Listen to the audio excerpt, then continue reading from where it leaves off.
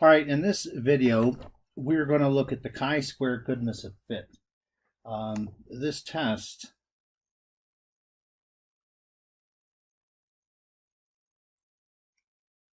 is used to determine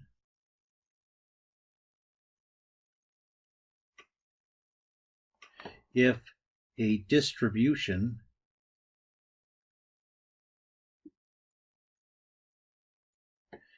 is valid.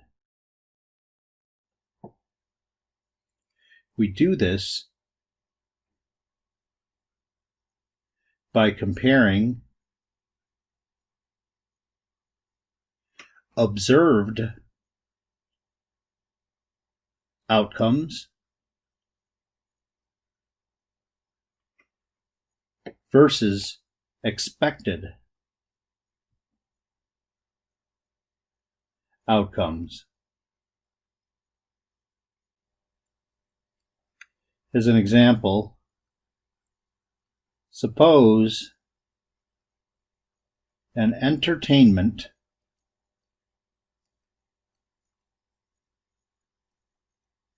researcher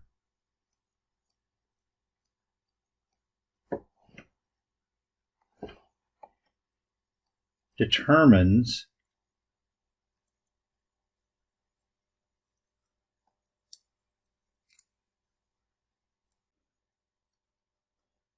that the ages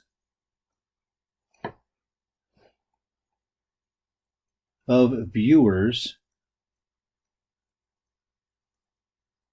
for a particular movie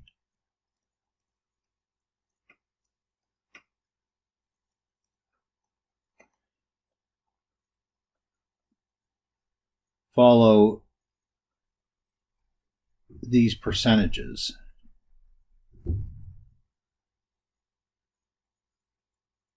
What are those percentages? So we have it broken down by ages, and then we have a relative frequency.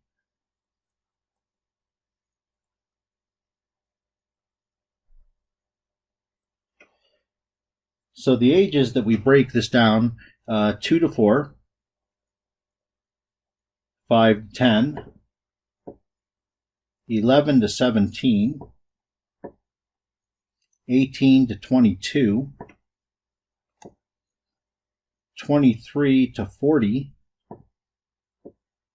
41 to 60, and then 61 and up. So these are the breakdowns, and the percentages that we have are 33%, then we have 30%, 14%, 10%, 8%, 4%, and 1%. So what we're going to do is a researcher has determined that these are the percentages that of breakdown in ages for a certain movie. We're going to test whether that's really true. So this here is a distribution. We're going to test this distribution for its truthness. So to do that, first thing we're going to do is take a survey. A survey is conducted on 1,000 randomly chosen people. They are questioned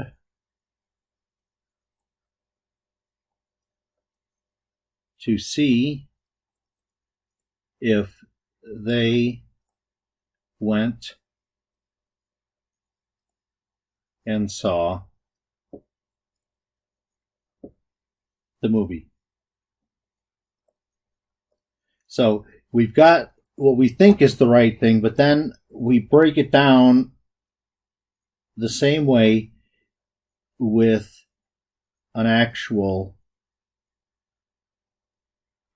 survey itself, and we take down those numbers and compare them to the other numbers that we have. So let me put down my age ranges first. Here we had 309 people. And then from 5 to 10, we had 428. From 11 to 17, we had 110. From 18 to 22, we have 80. From 23 to 40, we have 50. From 41 to 60, we have 17. And then for 61 plus, we have 6. So now we convert these to observed versus expected frequencies. Let's work first with the expected.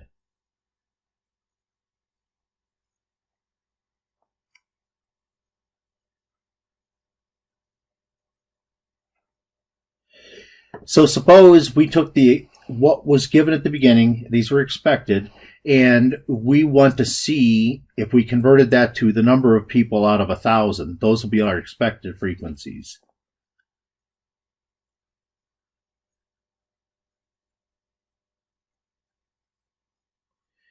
So if you'll recall, we had our ages, 2 to 4, 5 to 10, 11 to 17, 18 to 22, 23 to 40, 41 to 60, 61 plus. Our relative frequency,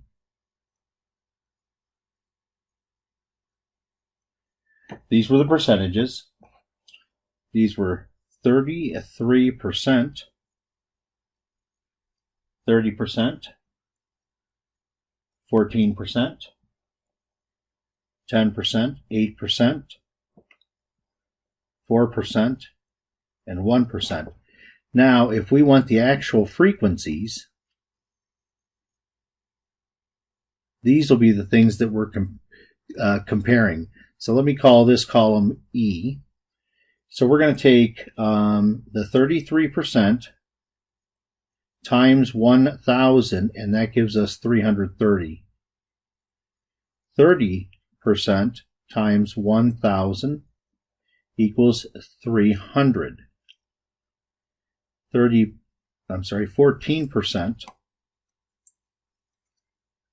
14% times 1,000 equals 140. 10% times 1,000 equals 100. 8% times 1,000 equals 80. 4% times 1,000 equals 40. And 1% times 1,000 equals 10. Now, before we do anything else, each item in that column needs to be at least 5. And we can see all that those are. Now we're going to make a table. So we're going to make a table of the observed. We're going to call those O. And those are the outcomes that we had above for the survey. So let me bring those and write those numbers down underneath the O column.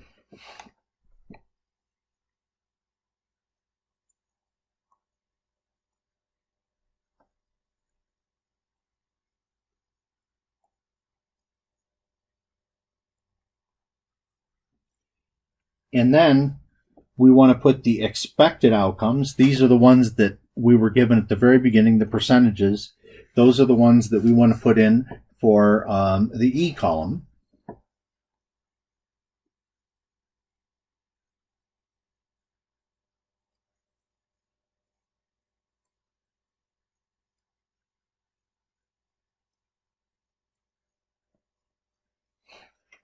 And then you're going to make a bunch of columns to do our computations. Next, we're going to do an O minus E column.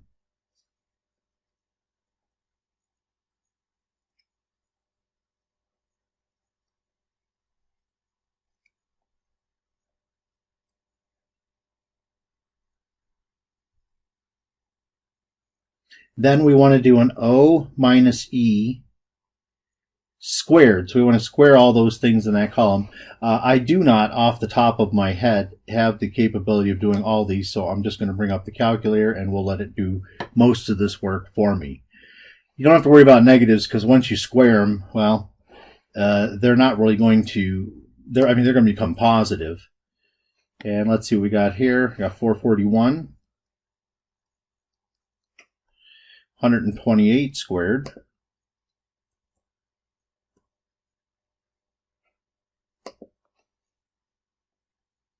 16,384. Negative 30 squared is 900. Negative 20 squared is 400. Negative 30, 900. Negative 23.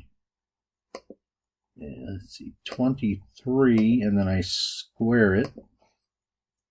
529.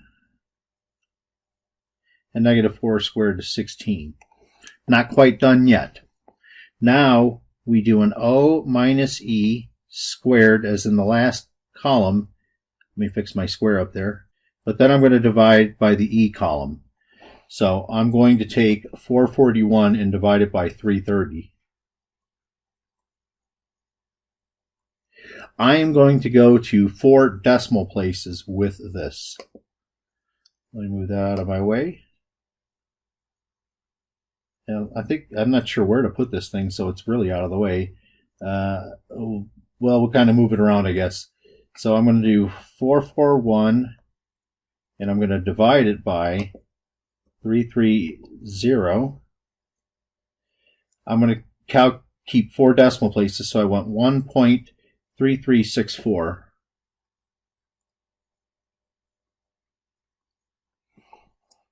All right, next then I'll have 16,384 and divide by its corresponding E, which is 300. And let's see what we get for that one. So 16384 divided by 300. I get 54.613. I'll just go 6133, or you can put a bar over the 3. The next one I have 900 divided by 140.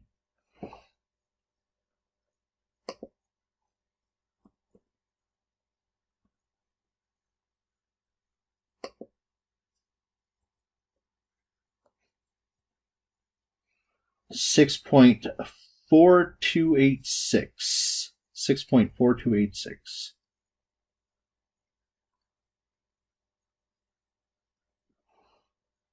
And then, the next one I can do in my head, 400 divided by 100 equals 4.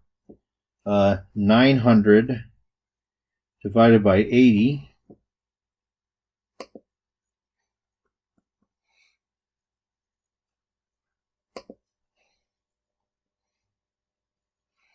11.25. Then we're going to do 529 divided by 40. This I'm not going to have an exact answer for, I'm sure.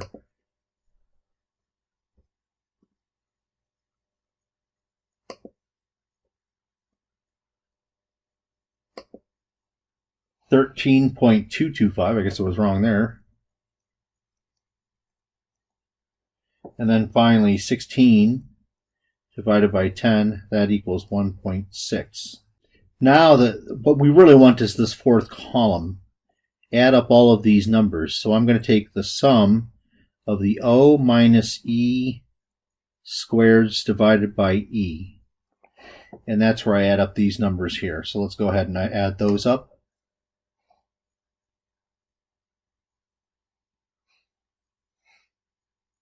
Now, whenever you make a mistake like that,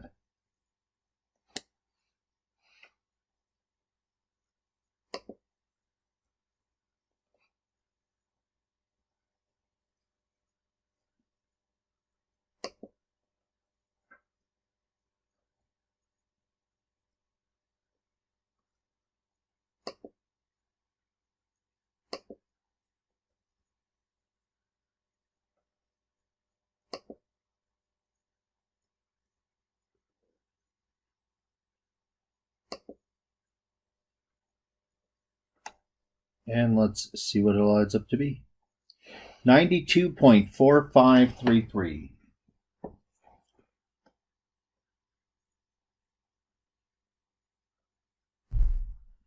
What this turns out to be is this is our test statistic.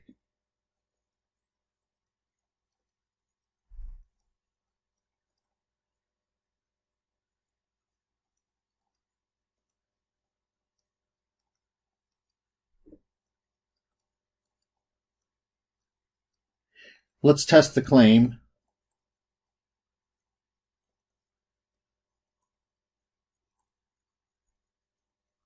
At alpha equals 0.1. So when you do this, what we have here, I'm not exactly sure what happened to my observed up there. They got erased out of the picture, unless I never wrote them down. 50, 17, I think they were, and then the computer itself erased them, or I erased them somehow. Anyways, let's test the claim at alpha equals 0.1. What we have here, let's call this column K, and K is the number of classes. So for these, I don't care, these are just numbered. That's all they are. So our degrees of freedom is going to equal 7 minus 1, which equals 6. So then what I'll do is look up this stuff in the chi-squared table. What we have, let me draw a picture of this. I'm drawing a normal distribution, and that's not what I want. Remember, the chi-squared distribution is not symmetric. An exaggerated version looks like this. And what we have is out here, we have 0.1. And I want to find chi not squared. That's that cutoff point there. So let's pull up the table. Here I have the chi-squared table. What I'm going to do is increase its size so we can see it better. I want alpha equals 0.1, and I want my degrees of freedom to be 6. So if I go across the 6th row and look under the 0.1, I get 10.645. Let me put this in here. 10.645. And this guy right here is way out there. So we reject H naught. The H naught that the claim that you're making, or the H naught, is that the words are to this effect: the distribution is as advertised. If that doesn't turn out to be the case, then you say the distribution is not as advertised. So that, at the very beginning, I showed all those percentages. This leads me to believe those percentages is not true. Secondly, you can always do the p-value method. And since we're talking about the chi-squared table, we're going to do p is going to equal. So our test stat, remember,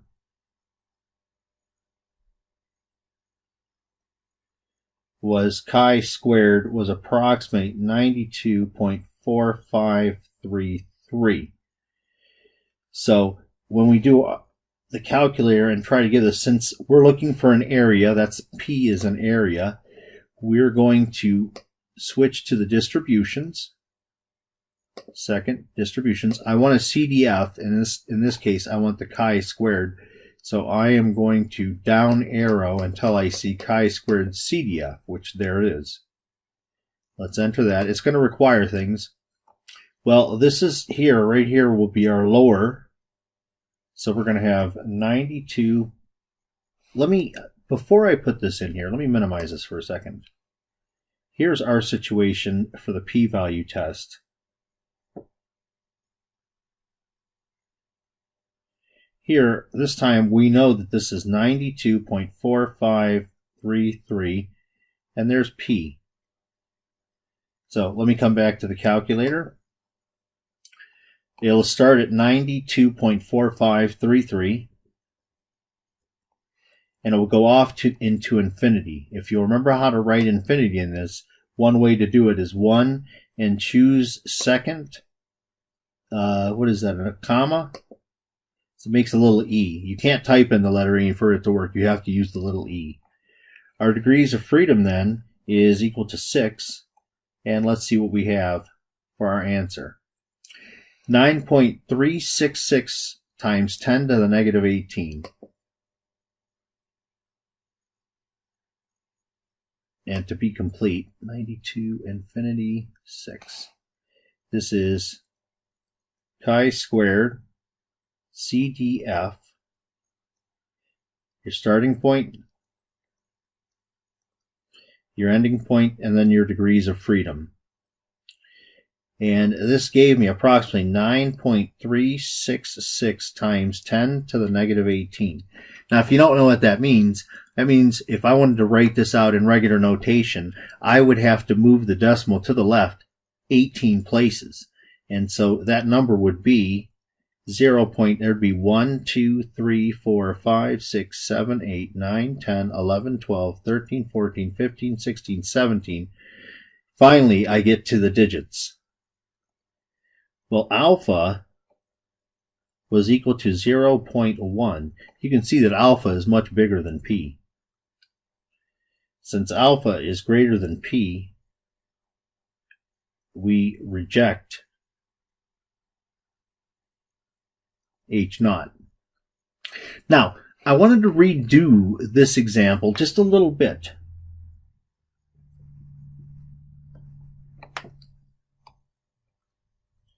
Redo the last example.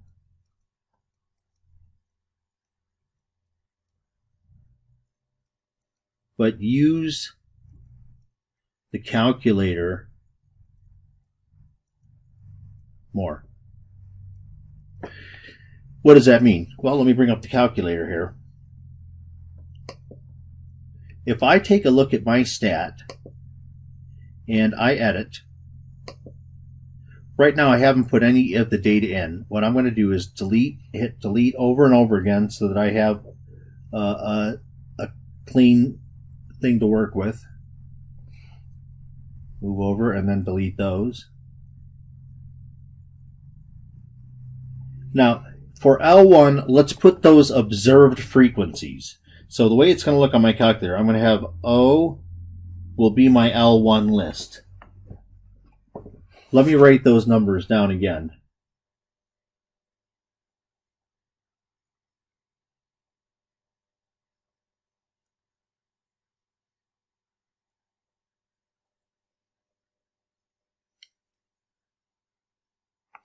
All right, and then L2, I'm going to use for my expecteds. And for these, we got 330, 300, 140, 100, 80, 40, 10. All right, you remember the column that we wanted? Ultimately, we wanted this column, O minus E squared divided by E. But a calculator will let me do this. It will let me do L1 minus L2 squared divided by L2. L2 is E. So here's how you do it on the calculator. Let's put in our numbers first.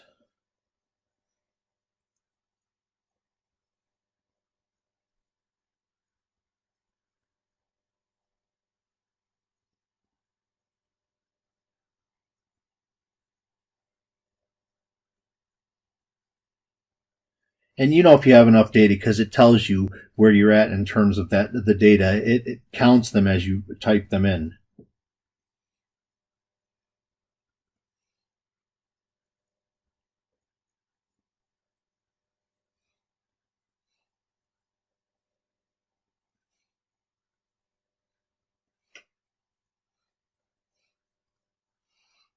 Got it. Now, to do this kind of thing, I am going to quit this.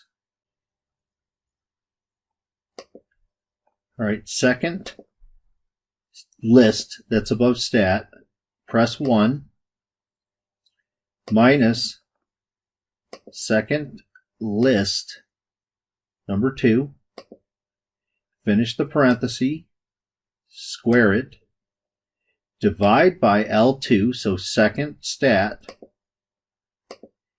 choose number 2.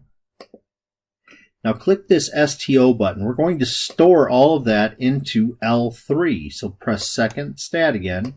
This time choose L3 and hit enter. So it shows us what it did. But if you go to stat and then edit like that, your L3 now has the data that we want. It has the 1.3364. Let's see what else we had. That wasn't good. 54.613.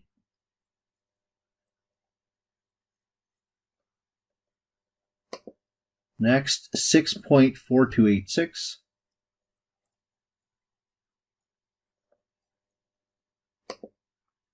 Uh, 411.25, 411.25, 13.225, and 1.6. Now you still have to add them all up. However, once again, we have something in the calculator that will allow us to do that. That is our test stat, don't forget. This, all you have to do now is come into the calculator. I'm going to leave this screen, so I'm going to press second, quit. Now, if you go to second and you do list, move over to math.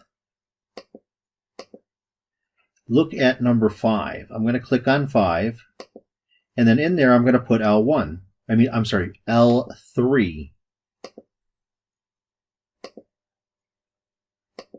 And when you hit enter, it'll add it all up. 92.4532. And then you can do your regular business. So this saves you a lot of effort. But let me do one more example that will save you an enormous amount of effort. I'm going to redo the example again.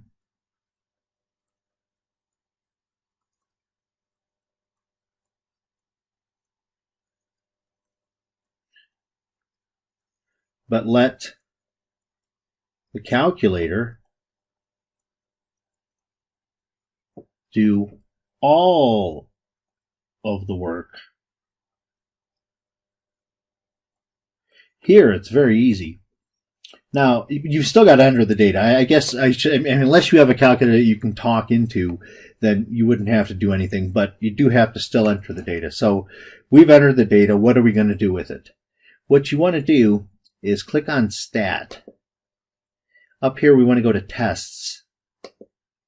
Scroll down. You can hit the down arrow, or if you hit the up arrow, it will go to the bottom of that list, because what I want is closer to the bottom.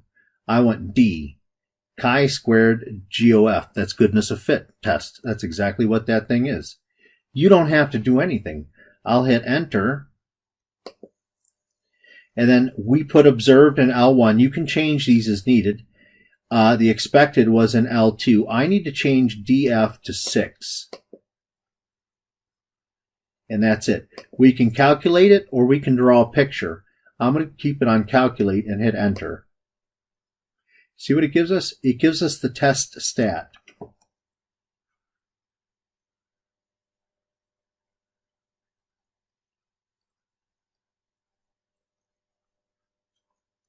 What was it? 92.4533. You know what else it gives you? It gives you the p-value. There it is right there. 9.366 times 10 to the negative 18.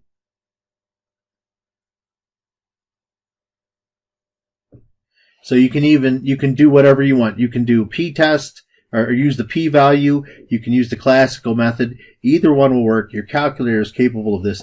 The only thing that it didn't calculate for you, if you were use the classical method, is it didn't calculate for you the chi-naught squared, but you can use the calculator for that real easily, as I did previously.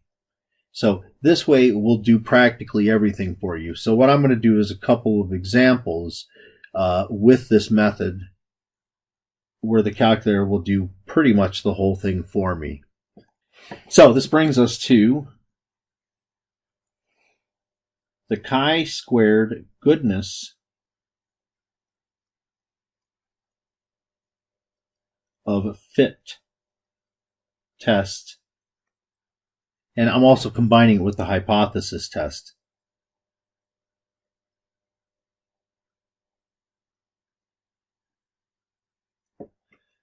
All right, so let's see what we have here. We want the observed frequencies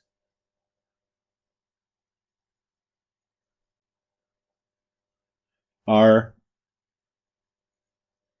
from a random sample. And of course, that will always be the assumption in any of the problems you do. 2, each entry in the E column is at least 5. So mathematically, remember there's a total number, n will be the number, and you'll take times the percentage for each one. That we'll call that E sub I will be n times pi, and you want that to be greater than or equal to 5. N is the number of people in the survey, and pi is the percentages that you expect for each of those.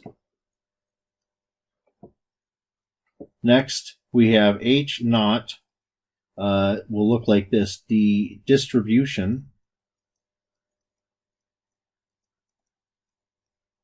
is as advertised, or HA, the distribution is not as advertised. Now, usually when you have an is and an is not, it's a two-sided test, but these are strictly right-tailed tests. All of the elements that you'll be working with are all positive numbers, so we're definitely working on the right side here. For the degrees of freedom will equal k minus 1. K equals the number of categories. Previous one we had 7 categories. 5, use the chi-squared table to find chi-naught squared.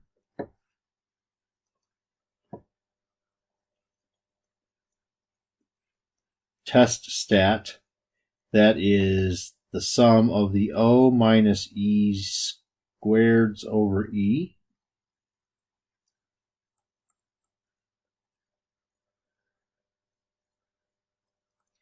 And make the decision. Now you can use your calculator and that goodness of fit test built into the calculator to do the classical or the p-value method, whatever you want.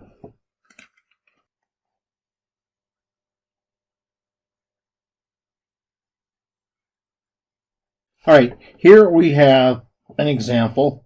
Here is the advertised piece here off to the left. So this is the advertised. These are the expected relative frequencies, and these are the observed. So this is O right here. So what I want to do, I'll make up an O column. which will have these frequencies: 570, 432, 282, 152, 164, and then the expecteds. Now, this has 1600 right here. N equals 1600. So that's what when I do this, then I'm going to multiply by these percentages. So 0 cups is my first category. That was with the 570. That matches with the 570. So 36%. I will take 36% times 1600.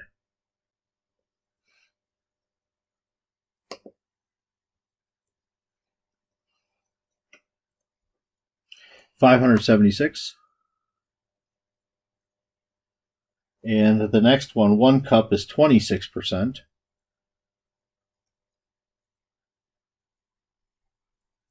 Right here, what I'm doing is N times PI. Remember I made that notation earlier. That's exactly what's going on here.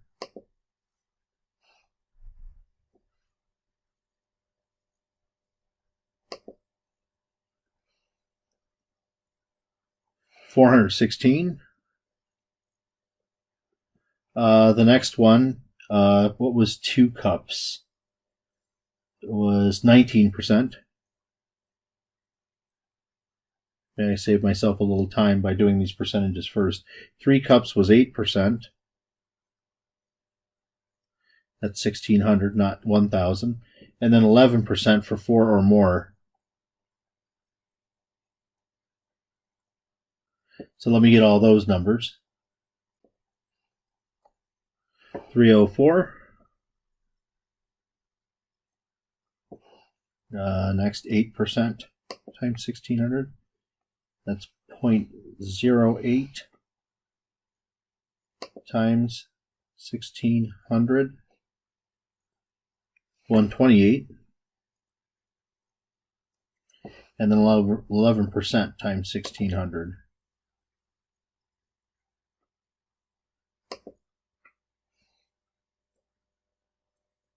176.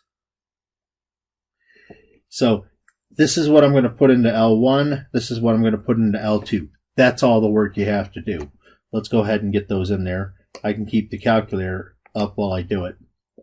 Let's go to Stat, Edit, clear out what is ever there. I don't know if you can click clear. That doesn't really do anything. What you need to do is hit your delete button. Well, let's see here. Just start deleting them out. And I'm not even going to use that column really anymore. I'm just going to let the calculator do all of this stuff for me. Remember, it'll calculate the test stat and the p-value for you. Let's put our numbers in.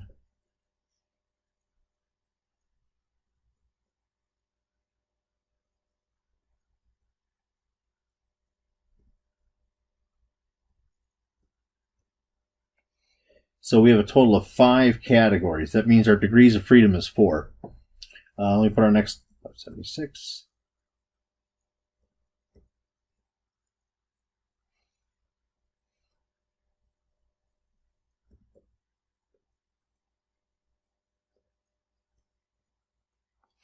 All right, now that's all that we have to do.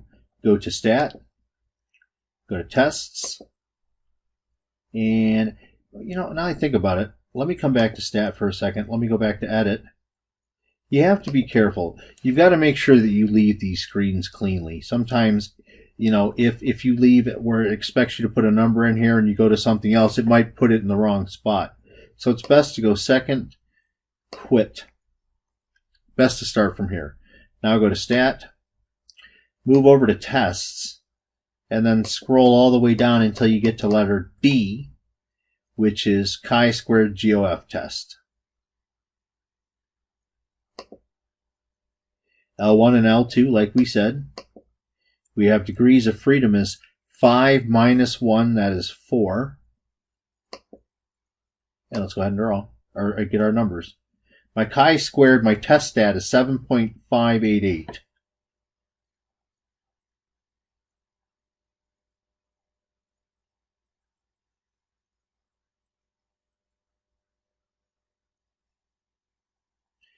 our p-value is 0.108 to 3 decimal places. Now let's take a look at my alpha. Alpha equals 0.05. We can see p is greater than alpha. So we do not reject H naught. Well, I didn't even write those down, and I should have. Let me write them down. The distribution is as advertised, or the distribution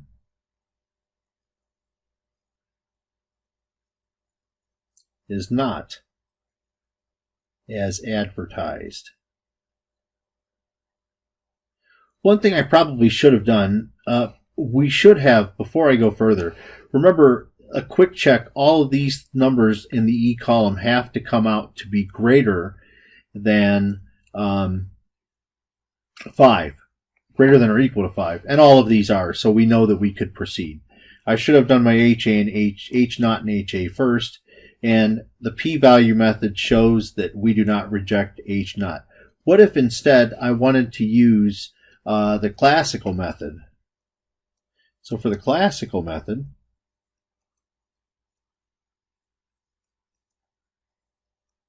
we had alpha equals 0.05, and degrees of freedom was equal to 5 minus 1, which was equal to 4. Let's pull up the table here. 4, and now let me go all the way over to alpha equals 0.05. I get 9.488.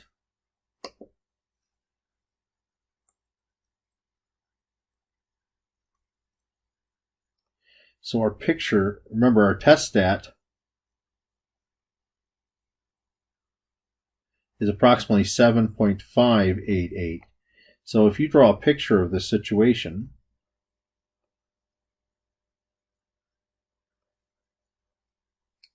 our cutoff for the region was 9.488, and our test stat fell outside of the critical region, so we do not reject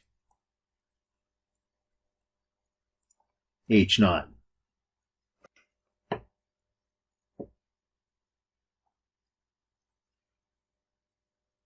Let me do one last example here. We have that a doctor claims the number of births by day of the week is uniformly distributed. This is what the doctor thinks. So we're going to call this the expected. Expected is what the claimed ones are. They're claiming on each day of the week, so we're going to have Sunday, Monday, Tuesday, Wednesday, Thursday, Friday, and Saturday. If we want the same, let's call this the frequency. If we have the same for every day and we have 700 births, so our N is 700, uniform means we have the exact same number on every day. So this would be 100 on Sunday, 100 on Monday, 100 on Tuesday, 100 on Wednesday, 100 on Thursday, 100 on Friday, and 100 on Saturday. So this here, if you will, this is the advertised frequencies. So H naught, the distribution, this is a distribution of 700, but really the distribution that we're looking at that the doctor is suggesting is this. He's speaking of relative frequencies. So each day, Sunday, Monday, Tuesday, Wednesday, Thursday, Friday, and Saturday, they have the same percentage chance for every day. So what you do is you take your 100%. Let me quit this.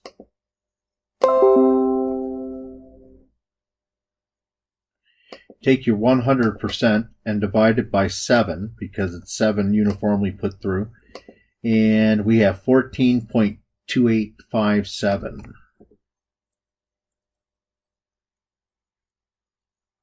And that would be the same for all of them.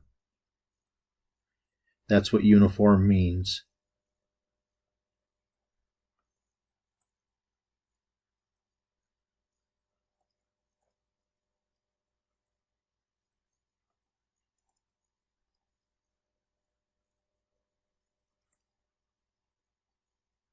I sort of made a mistake. That is not what's advertised. Let me get rid of that circle too. That's not the thing that's advertised. The distribution that's advertised is this one.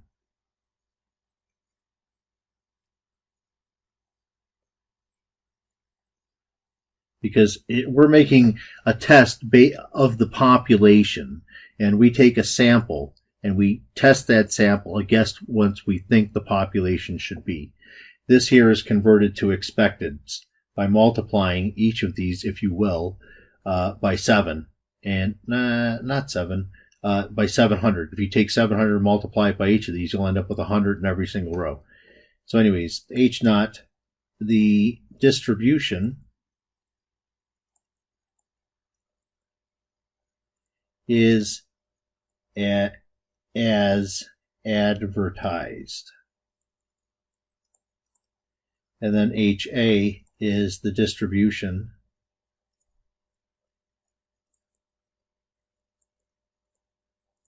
is not as advertised. A quick check of my E column tells me that every one of these numbers is at least 5. So let me throw the observed. Remember, we throw in L1, the expected we throw in L2.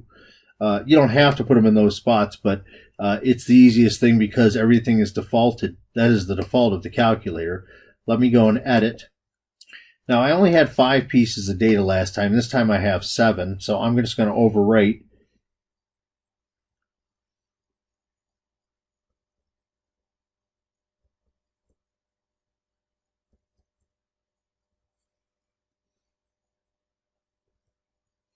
And then let me put my expecteds in.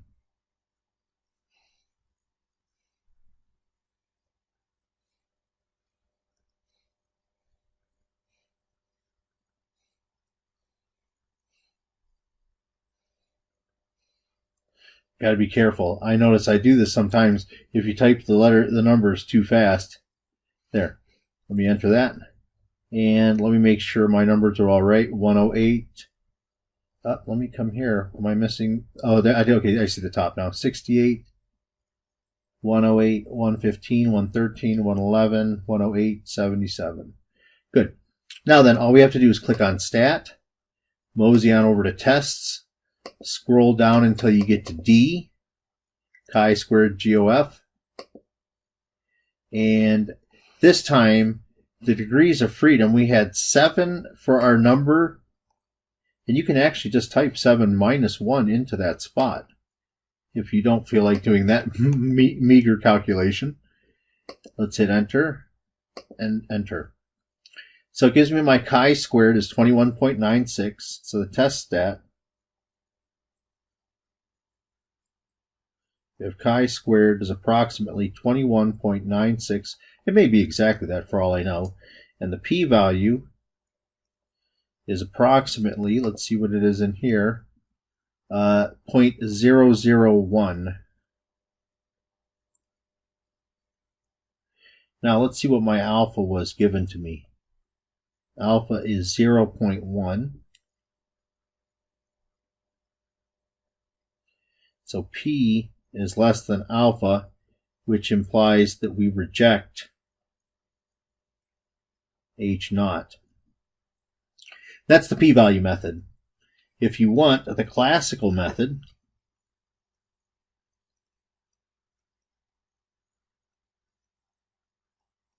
first we're going to use alpha equals 0.1. The degrees of freedom will be 7 minus 1. That'll equal 6. Let's go to our table. and I look under 0.1, there it is, 10.645.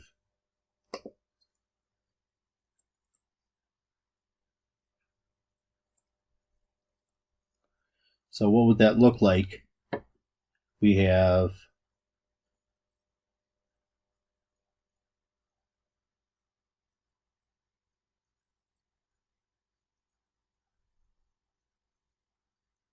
and let's take a look at our test stat. It's way up here.